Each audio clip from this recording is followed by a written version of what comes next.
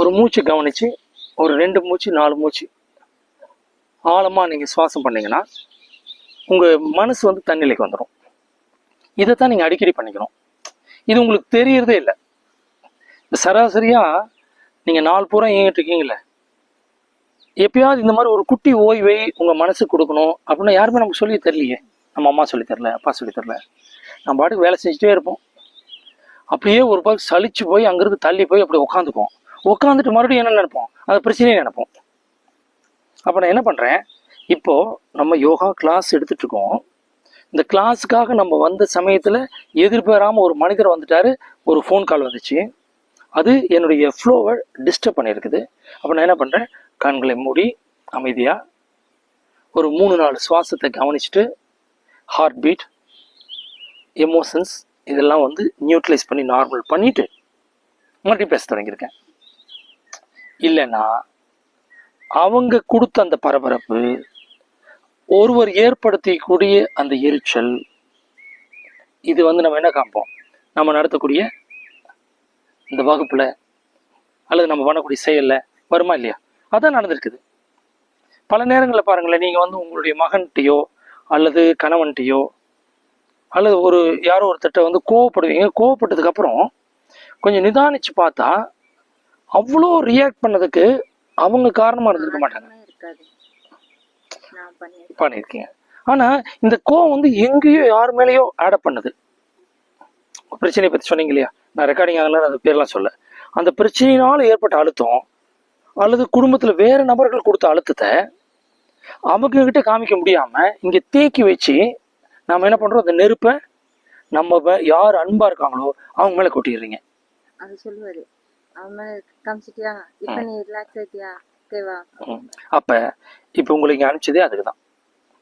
இப்போ இங்கே இருக்கக்கூடிய எமோஷன்ஸை, நெகட்டிவ் எமோஷன்ஸ் பாசிட்டிவ் எதாக இருந்தாலும் சரி.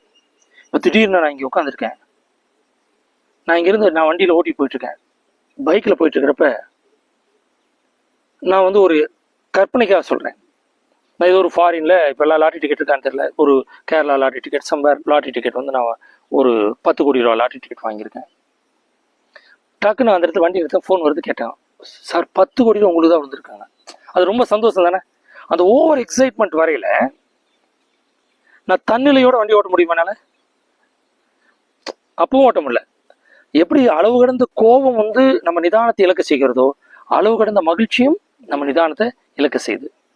இங்கே பிரச்சனை வந்து நீங்கள் கோபத்தில் இருக்கீங்களா இல்லை மகிழ்ச்சியில் இருக்கீங்களா இல்லை, தன்னிலையிலேருந்து மாறிட்டீங்க.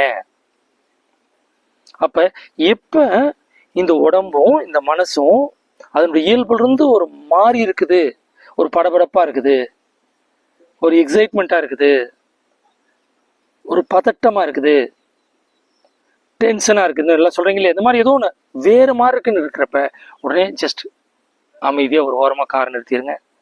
அல்லது உங்கள் வேலையை விட்டுட்டு போய் உட்காந்துங்க, அடுப்பை ஆஃப் பண்ணிட்டு போய் உட்காந்துங்க, கண்ணை மூடிங்க.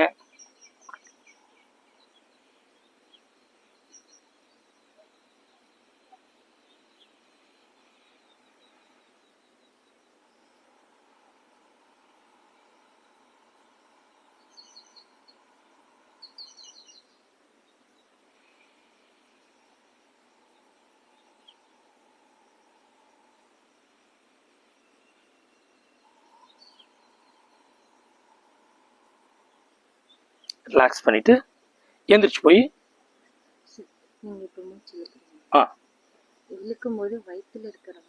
மூச்சை பற்றி சொல்லிடுறேன். இப்போ ஃபார் எக்ஸாம்பிள் யாரோ ஒருத்தர் தோசை ஊற்றிட்டு இருக்காங்க. அவங்க தோசை ஊற்றிட்டு இருக்கிறது உங்கள் வீட்டுக்காரர் சொல்கிறாரு, அஸ்வினை போய் தோசை ஊற்ற சொல்லிருக்க, பரவாயில்ல சரியாகவும் ஊற்ற மாட்டேங்கிறான்னு. சரி நான் போகிறேன், நீங்கள் எந்திரிச்சு போகிறீங்க. ஒரு தோசை வெந்துட்டு இருக்குது, கோணையாவோ இல்லை மொத்தமாகவோ ஏதோ ஒன்று போட்டிருக்கான். அந்த தோசையை திரி போட்டு எடுத்துட்டோம். ஆனால் அடுத்த தோசையை உங்கள் கண்ட்ரோல் கொண்டு வந்துடுவீங்களே, ஒன்று தண்ணி தெளிச்சோ அதை ஒழுங்கு பண்ணியோ. அது மாதிரி எப்போ நீங்கள் சுவாசத்தை கவனிக்க தொடங்குறீங்களோ அப்போ அதுக்கு முன்னாடி அது தாறுமாறாக போயிட்டு இருக்கிற சுவாசம் சீராயிருது. அதுக்கான விதி என்ன? சுவாசத்தை ஆழமாக்குதல், நீளமாக்குதல், அகலமாக்குதல்.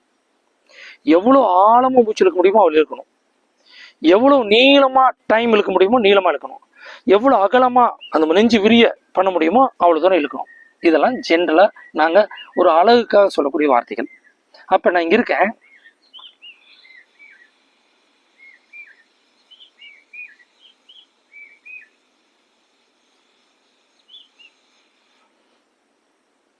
முதல்ல கூணு உழுந்த மாதிரி தான் உட்காந்துருந்தேன். இப்போ மூச்சு இழுக்க நெஞ்செல்லாம் விரிஞ்சு அகலமாயிடுச்சா.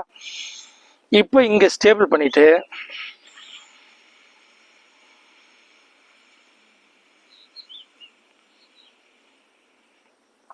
வயிறு சுருங்க மூச்சு வெளியே விட்டுருக்கேன்.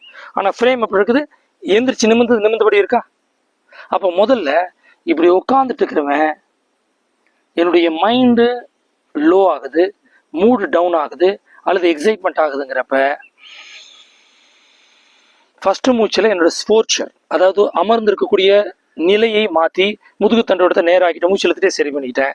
எவ்வளோ மேக்ஸிமம் ஃபில் பண்ணணும் ஃபில் பண்ணிட்டேன். மூச்சு நிதானமாக வெளியிடுறேன். வெளியிடுறப்ப முதல்ல மேலே இருக்கக்கூடிய காற்று வெளியே போகுது. அப்புறம் இந்த கீழ்த்தட்டில் இருக்கக்கூடிய காற்றெல்லாம் ஃபுல்லாக கஷ்டப்பட்டு வெளியே தள்ளுறப்ப இந்த வயிற்று பகுதியையும் இந்த மேலே இருக்கக்கூடிய ஈரல் பகுதியும் இணைக்கக்கூடிய உதரவிதானம் மேல் நோக்கி இழுக்கப்படுது. அந்த மேலே இழுக்கிறதுனால தான் இது மடங்கி சுருங்குது. காற்று இங்கெல்லாம் வர்றதில்லை. இங்கதான் நுரையீரல். இங்க காற்று வெளியே தள்ளுறப்ப இது உள் நோக்கி இழுக்குது இல்ல, அப்ப என்ன ஆகுது, வயிறு மடங்கி உள்ள போகுது.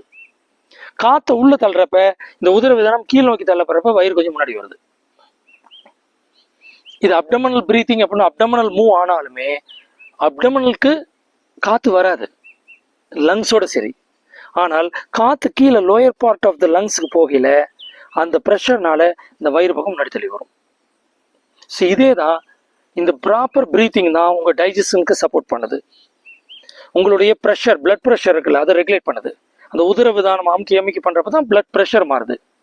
அப்போ உங்கள் ப்ரெஷர் இருந்தாலும் சரி, ஹார்ட்டில் இஷ்யூ இருந்தாலும் சரி, டைஜஷன் ப்ராப்ளம் இருந்தாலும் சரி, எல்லாத்துக்குமே இந்த மூச்சு பயிற்சி சரியாக போயிடுது.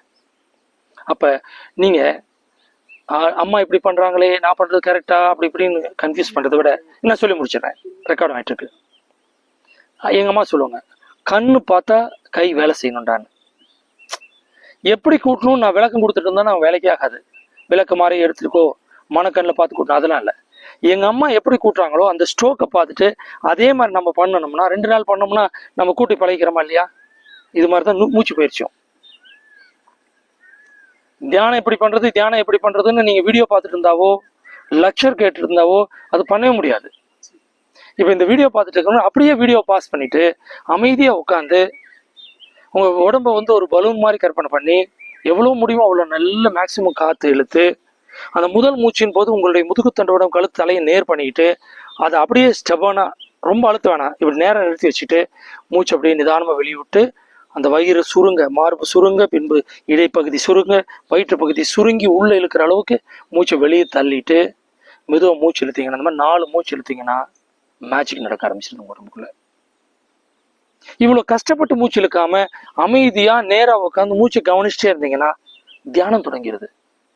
அப்ப 1000 விளக்கங்கள் கேட்பதை காட்டிலும் செயலை செய்வது முக்கியம்.